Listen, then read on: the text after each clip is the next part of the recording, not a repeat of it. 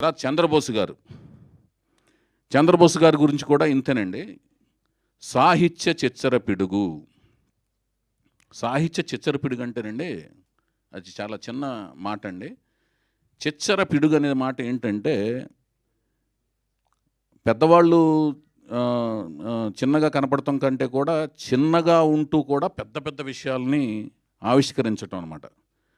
తను చిన్నపిల్లలా కనపడతాడు, పెద్ద పెద్ద విషయాలను ఆవిష్కరిస్తుంటాడు. ఇతనేనా ఇంత పెద్ద విషయాల్ని, ఇంత ఆలోచనల్ని, ఇంత థింకింగ్ ప్యాటర్న్ ఉన్నట్లని రాయగలుగుతాడు అని చూస్తేనేమో ఇలా వస్తాడు, కంగారుగా మాట్లాడుతుంటాడు, కుందేల్లాగా ఉంటాడనమాట. చాలా కుందేల్లాగా హడావుడి కంగారుగా మాట్లాడతారు, వెళ్ళిపోతుంటాడు. చూస్తేనేమో సాహిత్యం అద్భుతంగా ఉంటుందన్నమాట. ఆయన చూస్తే నమ్మశక్యం కాదనమాట. రాసిన ప్రతిదీ పండితులందరితోనూ మళ్ళీ రీచెక్ చేసుకునే ఒక వినయం ఉంది ఆయన దగ్గర.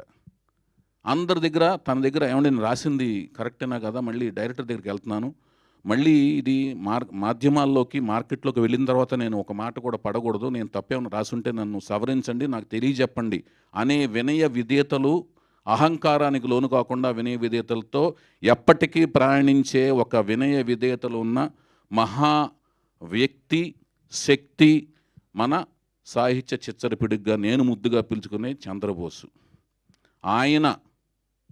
ఆయన కూడా నాకు అరుదుగా, అంటే చాలా లేటుగా, ముందు నాకు వేటూరు సుందరమూర్తి గారు రాశారు, తర్వాత నాకు సీతారామ శాస్త్రి గారి మహా అనుభవంతో ప్రయాణం స్టార్ట్ అయింది నా జీవితం, సంగీతం పరంగా, సాహిత్యపరంగా.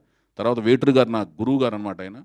ఆయన దత్తపుత్రుడిగా నేను సినిమా ఇండస్ట్రీ అందరికీ తెలుసు. నేను ఆ దత్తపుత్రుడిగా ఆయన వేటూరు గారు, తర్వాత చంద్రబోసు గారు పరిచయం అయ్యారు. అలాగే మధ్యలో నారాయణ రెడ్డి గారితో కూడా కొన్ని పాటలు రాయించుకున్నాను. అక్కడి నుంచి చంద్రబోసు గారితో స్టార్ట్ అయింది. చంద్రబోసు గారు ఒప్పుకోవటం కూడా ఇది నేను ఒక అద్భుతమైన కార్యక్రమం కింద ఫీల్ అవుతున్నాను. ఇంతకుముందు నేను చెప్పిన మ్యూజిక్ డైరెక్టర్స్ విషయంలో కూడా కీరవాణి గారితో ప్రారంభించినా కూడా నేను మధ్యలో రమణ గోగుల్ గారితో, చక్రి గారితో, సందీప్ చౌతా గారితో, మణిశర్మ గారితో, వీళ్ళు నలుగురితో కూడా 4 సినిమాలు చేయటం జరిగింది.